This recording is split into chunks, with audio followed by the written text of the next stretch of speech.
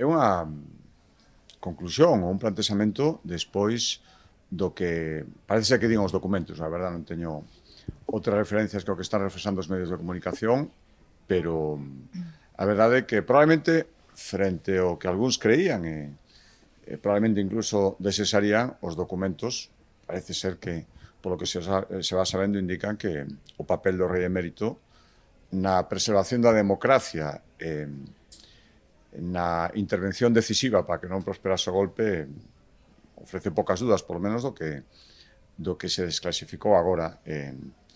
Polo tanto, toda esta inquina que había contra el dicindo que non era certo todo o que se estaba plantexando sobre o seu papel fundamental na consolidación da democracia en España, pois non é certo. Por tanto, aqueles que defendían esa postura, supoño que ahora terán que rectificar, e o que di Alberto Núñez Feijóo é unha maneira de expresar todo isto, na miña opinión. Pero o rei non estaba fora por iso.